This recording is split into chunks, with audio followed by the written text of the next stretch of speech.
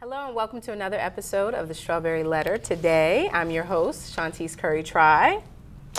And I'm Kenneth. I'll be sitting in and trying to bring about some male perspective, if you will, on what we have here. Sounds good. So we have a few letters from some readers. So I'm just going to go right ahead and start reading. Let's get into it. All right, so here's the subject, marital advice. So someone is asking for marital advice. I'm a married man in my mid-40s. My wife and I got married when we were 18 and 19 years old. For a wedding gift, I asked my wife, could we do a threesome with another woman? Just this one time. She hesitated, but eventually gave in to my request. It happened, and it was great. Well, it did not end with one encounter. We've done multiple different kinds of threesomes, and we've also included wife swapping. I don't know what that is. This has been going on our entire marriage. Our children are older and they all live with us. I've been telling my wife that I want to stop this lifestyle. I no longer want to engage in this lifestyle anymore. My wife doesn't want to stop. She wants to keep going. I'm afraid if I refuse that she will leave me. I regret introducing this lifestyle to my wife. How do I get my wife to stop without losing her? I don't know. I've always heard this said, and I believe it to be true. Be careful what you ask for. You just might get it and then some. In terms of losing your wife, I figured, you guys been married quite a while. And if you introduced it, then you must be able to reap what you sow, kind of, so to speak. I definitely agree. I mean, I don't know, Shaun. I'm not married. I've been married, and, in terms of threesomes, I usually did mine without my wife, but go ahead. Well, one of the things I can say is exactly what you said. You reap what you sow. So if this is what what he's trying to do is basically turn back the clock, and you can't do that on, be careful what you ask for. Yeah. So, my best advice to him is, how do you get your wife to stop without losing her? Call you. You might be coming to my office. Good divorce lawyer, that's good question. Yeah, how do you get her from stopping something that you introduced into the marriage? And people do all kind of things, but this is one of those where it's probably too late. Right. I think, and at the age they got married, they were pretty young, and then of course over time comes wisdom, and in terms in lieu of what he thought at 18 and 19.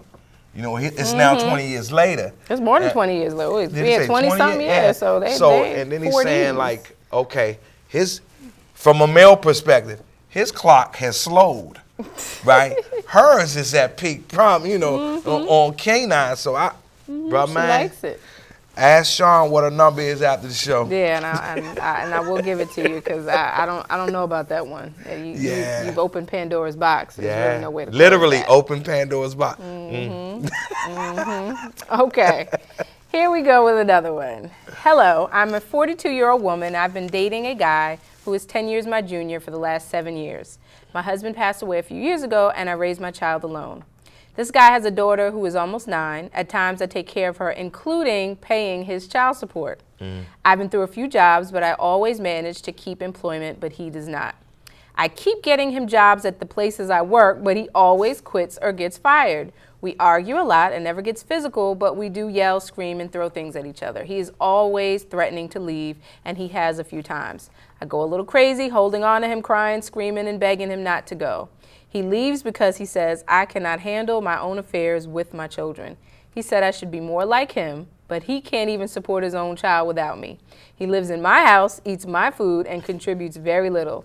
I love this man very much, but sometimes I wonder, should I consider letting go the next time he walks out?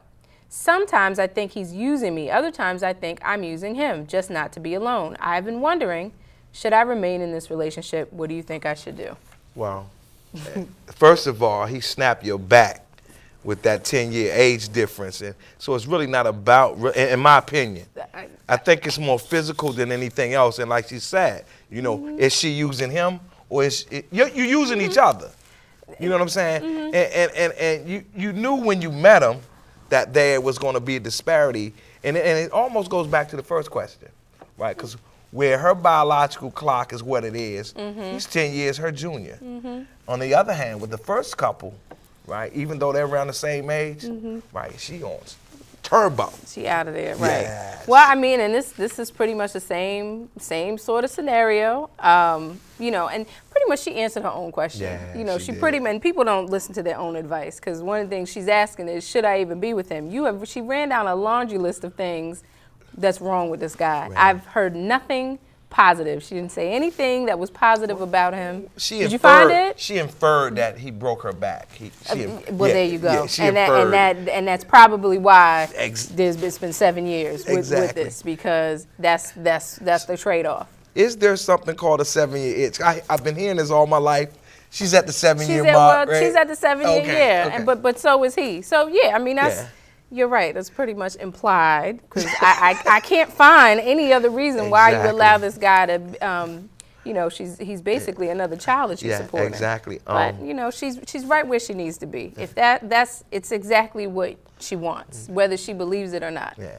So I think though, and being honest and realistic, if you have to ask the question, you already know the answer. And I totally agree with you on that. So on to the next. All right. Some time ago, I met this guy. At the time, I had been seeing a few people at the same time, just dating. I was not committed to anyone, and he was one of them. I'm in my 30s, and I have children. And this one guy I started seeing more than the others has children and is also in his 30s, and we both work. After an incident with his ex-wife and her boyfriend, he is now in jail. I started visiting him. As I was leaving from a visit, he tells me he loves me, and I said nothing. For a while now, he has been saying this, that he's developing strong feelings for me. He thinks that he may be falling in love. The next day I told him I felt the same, but I wasn't certain that I did. Some time passed, and I realized I didn't feel the same. Now it's almost time for him to be released, and he wants to move in. I'm on Section 8, and I want him to come with me, but I'm afraid of losing my housing. He is a good provider. Should I take the chance and let him move in? She's already answered her own question. They always do, right? And the thing about prison, right? Where's he a good provider, though? I mean, in the prison? In prison, he's providing with somebody, which is why he's talking about he love her, because it's better than talking about he love Bubba, right? You know what I'm saying? So, I mean, he's trying to get that housing together. Right? He's like, look, so him and Bubba can move in, right? I don't know. I mean, I've always questioned this fascination that women have with the pen pal. With the pen pal, with the individual that's in and out of jail, constantly in trouble. You know, I understand, like Erykah Badu say, you know, he's got this occupation, man.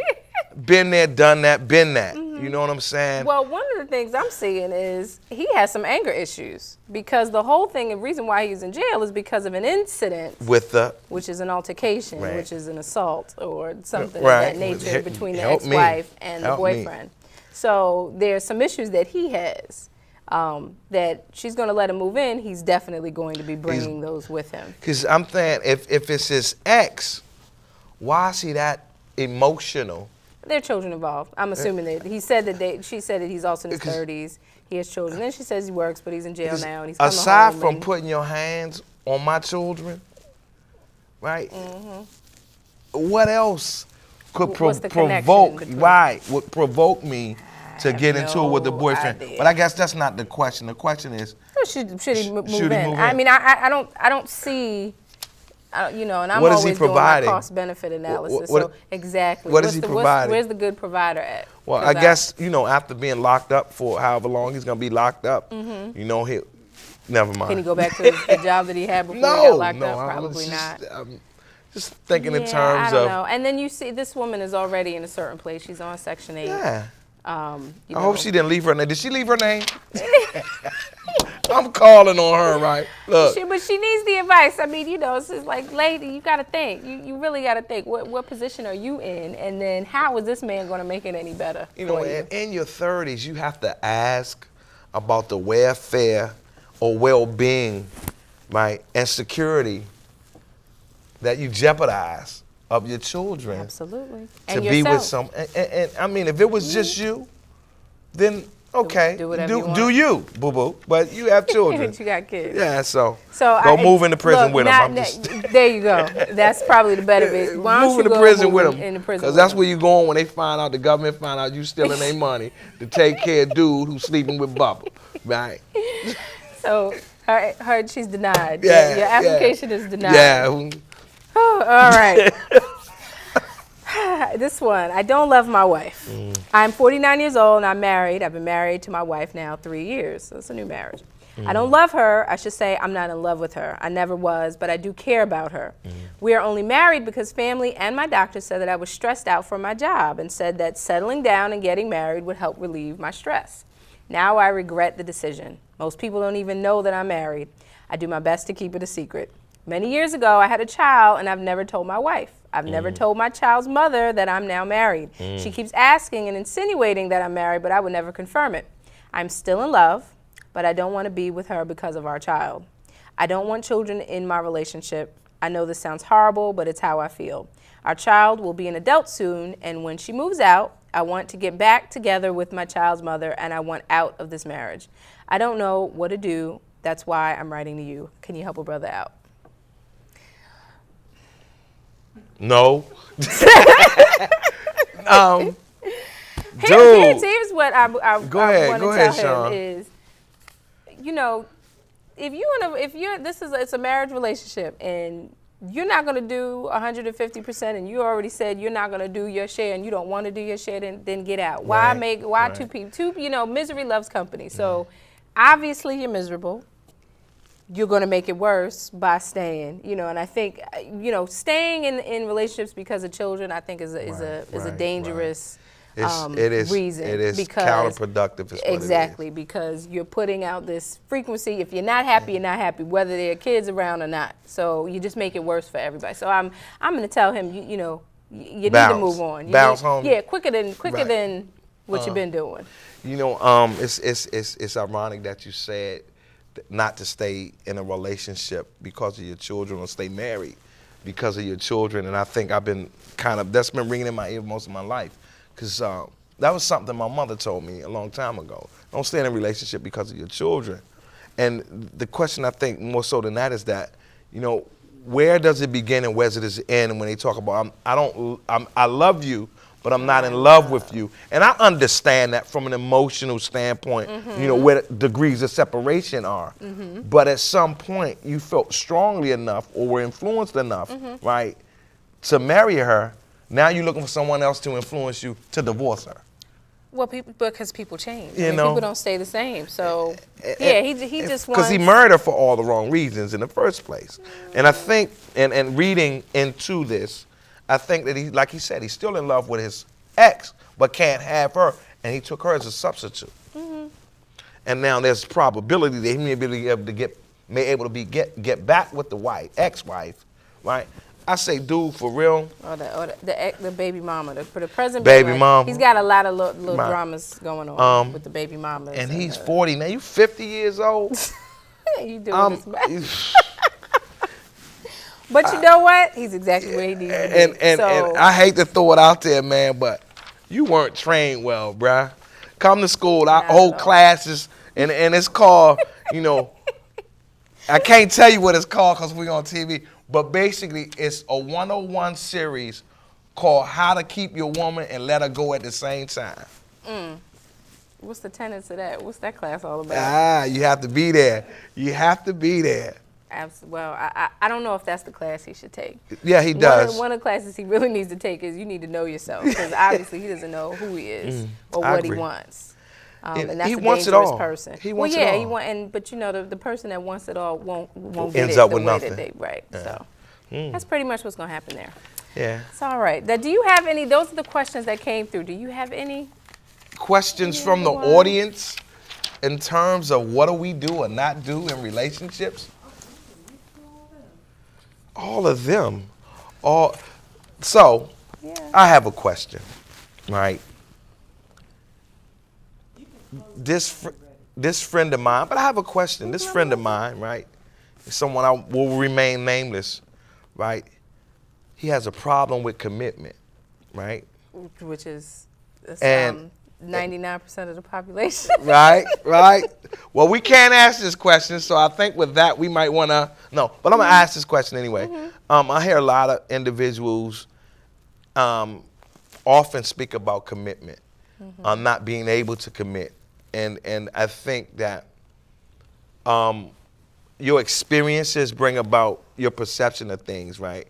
And a lot of times, I think with commitment, because everybody else, man, commitment is, you get this subconscious thought that commitment is this big hard work or this real hard job, when in fact, I believe it should be more or less, interrelated, in terms of mutual. Right. I agree so it doesn't feel extent. like it's so. Help me with that commitment thing, please. See, I come at that with, and I don't like to. I'm not a Bible thumper, but you really have to come from it from the perspective of what did God say? God said that a man is to love his wife as much as Christ loves the church.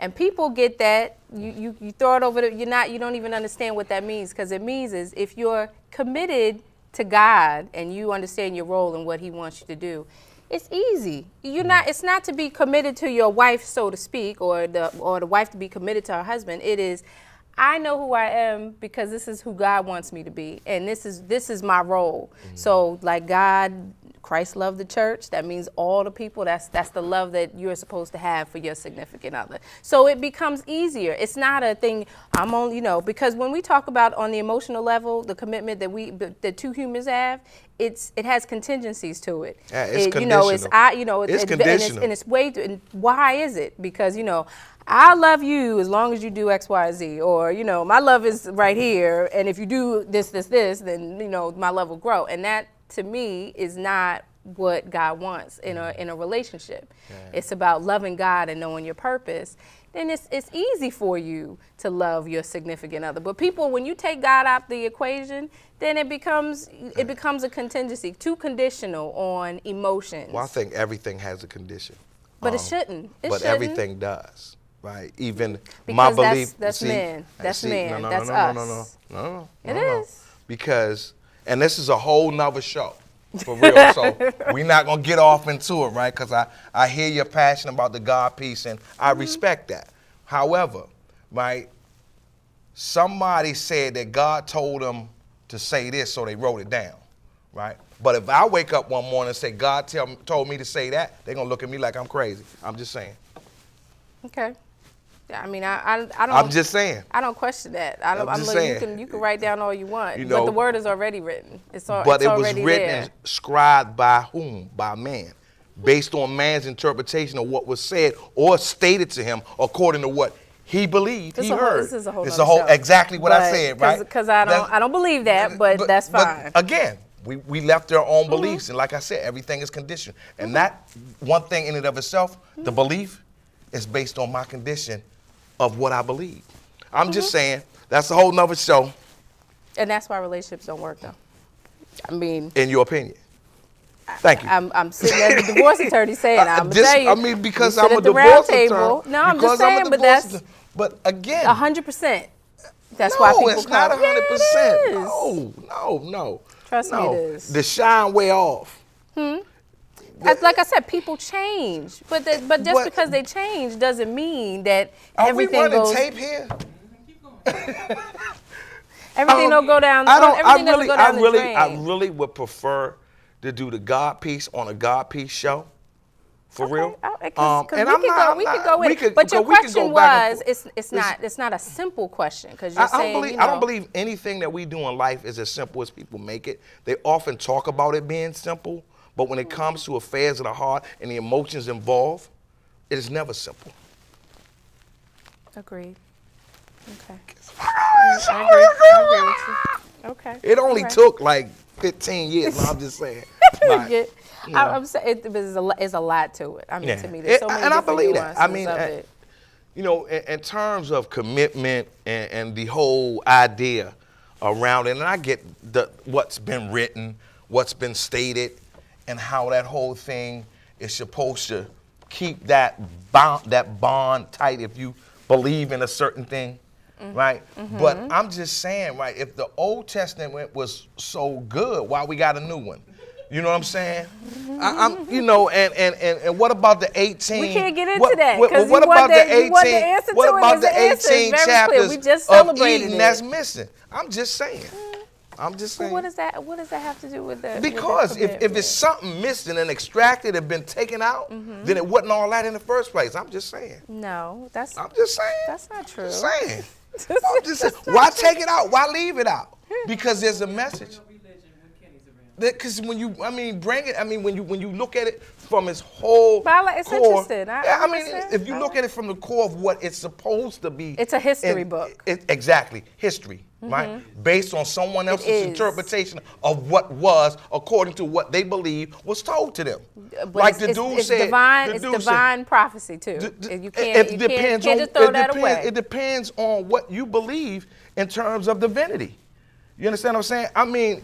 There have been many books written in the likenesses of, and as far as different gods and different horizons and hemispheres, right? At the same time of this particular birth, there was births of the same, at the same time in different hemispheres and atmospheres. You're talking about Jesus Christ, something in line with Jesus Christ. Which aligns with all of those things that we, or some of us, hold to be holy. Choose to feel and believe is holy and the gospel. But if I have a difference of opinion in terms of which hemisphere I choose to live in and my heart and my soul, then does that make me wrong? About what? About the commitment piece. Because see, you telling me to be committed to this particular deity. And I'm not saying you said deity, but it's a real simple question. Either you believe there is a God or there isn't a God. I believe it's a God, but okay, I don't have then to. That's all. Then that's all. So what if God is divine? What I question is, because Peter wrote the book on marriage, if I'm not mistaken, right? So he said God told him to write that and put that in there. Then another dude named Matthew say, write that and put that in there, right? And then I'm just saying, everybody just got something that God told them. God told me that for real, right? Believe what you want to believe, as long as you believe in me. I'm done. Okay. I'm just saying. We could go on. This is a whole other show. It's exactly what I said. Didn't I say that as soon as we could do this one. Because look, I had the preacher man in here ready to slap his wife. To what? Yeah. Because we was talking about marriage. We was talking about marriage, and when you read what's been written in terms of marriage and the Old Testament and how it evolved, if you will, right? It was almost like, for lack of a better word, it was like slavery in its intent, because when the guy had his wife here. And she was reading. I said, how do you really feel reading that? It was crazy. It was been about 2 years since we did that show? It was last year. But it seemed longer, right? And as he was supposedly the head of his household, if you will, and then when I asked about certain types of marriages as in its inceptions, right, with polygamy and some others, right? Why aren't those cool? Well, according to this, that, and the third, it's just such to me, it's just so much that we can question in terms of the different types of denominations. And my thing is like, everybody talking about going somewhere, you want to talk about going there differently, but we going the same place, so why does it matter? What did I choose to follow? The whole marriage piece for me is overrated, and that's just my opinion. Because a lot of people will quote, including this preacher dude, right? Well, God said no, he didn't. Peter wrote the book on marriage. So he didn't even know what he was talking about. He supposed to have been, anyway. Okay, well, I don't know, because I don't get into, you talking about the Old Testament, and really I don't get into blessed, because that's me. Yes, I am. Thank you. I don't get into all the tenets that was under the first covenant, and but I think, like I said, was very simple. Was God said love according to what was written, according love to your what wife was according written, to what was written in a book that somebody read, that you read. It's got to be in writing. How But else, somebody told me. Okay, but it's a very you just take it from if it was written in a math book or it was written on a But somebody was inspired to do If it was something. written on a sticky pad, Right. and the whole tenet is According to who? a man is According to who? and I'm listen. Because you just well it's in the Bible and that means somebody else wrote it. So I'm saying take it out of the Bible, put it in a math book, put it on a sticky note, and if the whole you can write it. Listen to what I'm saying. You If the can write it. message Don't was point. if the message was love, because God is love and that's all it is. Love your wife as Christ loved the church. And you just But what break if I that don't believe down. in the church? Okay, well then you know Then- what? but then I believe in love. What kind of love is it? What is love? God is love. According to one. you. According to me, that's right. Bang. That's all I'm saying. That's right. So God is not love. According to you. No, I'm just saying though, but you don't believe that. I don't know what I believe some days. There you go. And that is why I believe we're having when I this love, conversation because when I to me believe it's very I lo- clear. what- You could 'cause take I the book believe and you they're could so- say I this believe is they're- what it says. But I gotta look in. But see, But there we then go you with the feel book like, again. What? There I we mean, go you can do with the book whatever. You can again. do whatever, but okay, it's gotta right on speak here. to God your is heart. love, right? It's And I'm got to gonna put it- speak to you, and it's got to make sense for you. It makes sense But like that you it said, make- what you said was very. I mean, you said it. You said, I don't know what I believe some days. Exactly. Trust me. You know why? You know why?